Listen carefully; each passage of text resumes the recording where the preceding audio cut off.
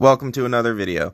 So in this video I'm going to talk about Deadmatter and my donation for Deadmatter. So Deadmatter is a Canadian-based zombie apocalypse survival game. It's basically DayZ but better in my opinion.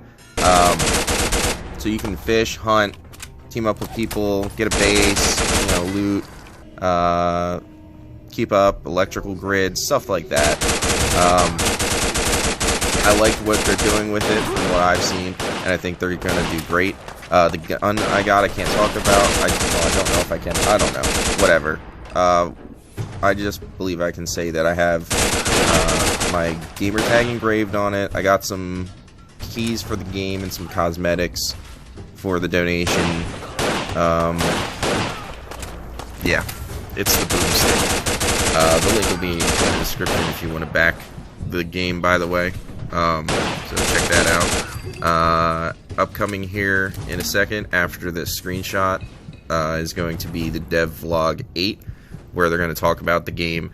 I had to ghetto do it because my XSplit recording wasn't working.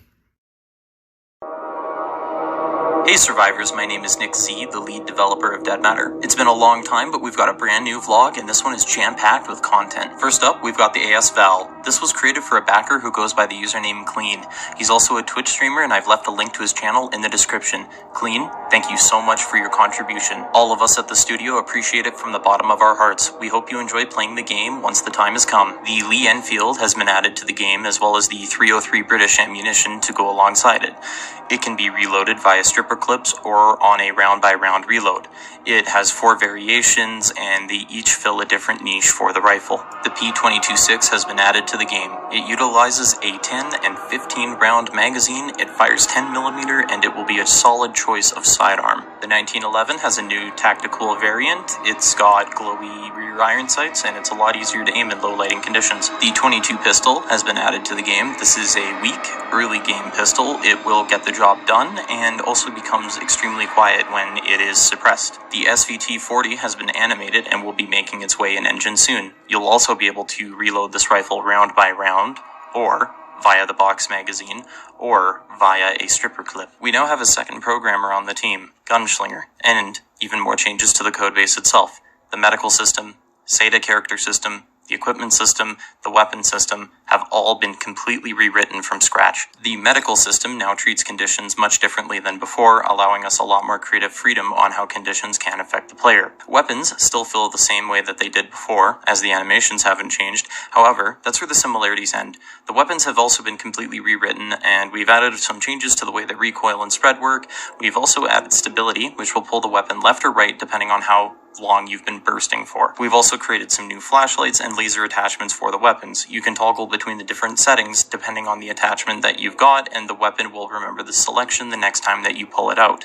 This uses our dynamic item data system and is what legendary weapons will use to track and save their kill count. You can also now change the reticle inside of some weapon sights. There will be some additional controls for zoom level in the near future. There are some new impact effects added by our new coder. They're a lot better than the system that we had before. There's been a lot of heavy lifting and optimization within the inventory system. We've also increased the density of our grid.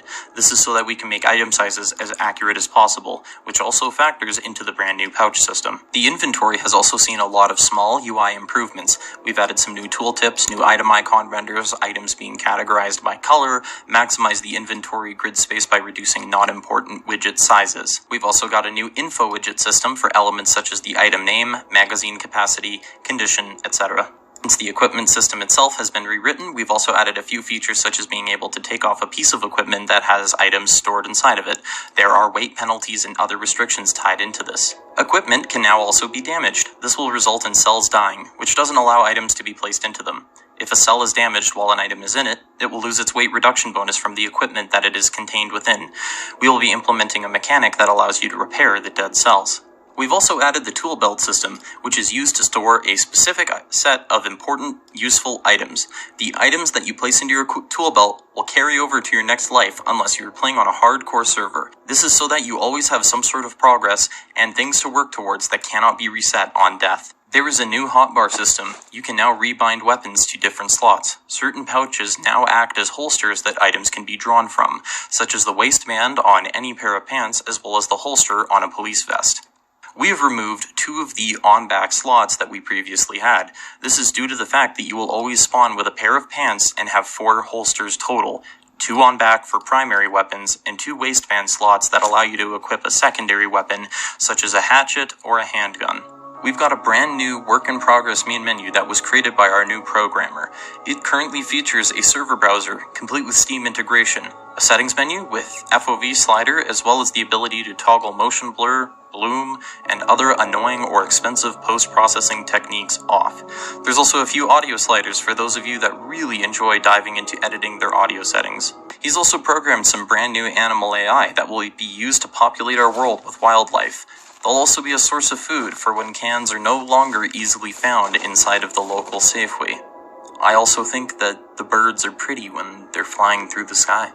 We've added ambient occlusion volumes that we can use to fine-tune the darkness levels within buildings. These volumes also help out due to the less than accurate global distance field being used, well, in the distance. We've made some changes to how world streaming works in our branch of Unreal Engine. We can now tell Unreal Engine 4 what levels we would like to load during runtime.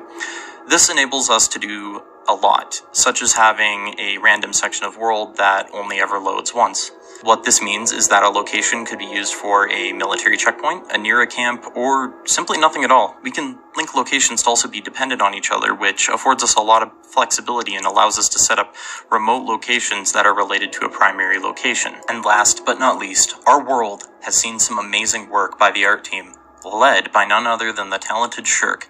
We've got a brand new town in-game, and it's got a lot of locations for us to explore within it. There are lots of brand new structures that have been added to the world, and this has been an extremely productive period for Deadmatter. The town that has been added is one of the largest additions to the world so far. It really helps set the scale that a lot of the smaller towns in Deadmatter will be having. We've got a new motel variant. It's located right on the edge of Dead Man's Flats near the highway. This place will probably get checked out by players walking through the nearby area. You've been warned. There's also a new gas station variant which can be found within the town. Since our world is very large and people in Alberta really like gas, we decided to mix it up a bit. This is usually true for anything that we feel repeats too much. Gas stations and motels are the biggest examples of this so far in the game. There's this new wizard hut thing. It's currently located down the street from the apartments that have been added by the art team. These apartments will contain a lot of loot and will likely be targeted by players moving through the nearby highway. Plan accordingly. Dead Man's Flats has a bit of a sprawl and also contains a small residential area. It's currently using gray box assets, but it will be replaced by the sexy houses that we're currently showing off on screen right now. There are also a couple others that will get added by the time that we get to that point. There's also a new giant mountain resort that is near Dead Man's Flats. It's got plenty of small cabins for you to explore or for you to make into your next safe house. We've also added the best investment that the city of Calgary has ever made to the game. The exact placement of this beautiful prop is to be determined, and God help us all the day that it does. Nomad has been helping us get some in-game objects taken care of. He's done an amazing job on some of the medical items, as well as some of the items that we'll be using within the tool belt system. He's also created some head and chest-mounted flashlights for when you're not feeling too bright. We've now got a gore mesh that's been created by our talented character artist, Dogtooth CG. I threw it into our primitive gore project as quickly as I could, just for a quick test. I'm excited to see what we'll be able to achieve with this in-game with a lot better shading. We've also got some new additions to our development team. We've brought on a new writer, a new animator, a new programmer, and a new 3D artist. There are currently plans to bring on some additional members after this vlog. That's it for Vlog8. These past 2 months have been filled with tons of hard work done by the entire development team. I'm an extremely proud lead developer. Given how much work was accomplished over the last 2 months, I don't even think we could have made it this far without the help and support from the community. You guys seriously rule, and I thank each and every one of you guys that have supported us so far from the very bottom of my heart. Want to help out with the project? You can. Show us some love by sharing this video on social media, or you can back the game via Indiegogo. Want to interact with us? Feel free to drop by our Discord or our forums. The links are in the description. Thank you for watching this to the end. We truly appreciate your support.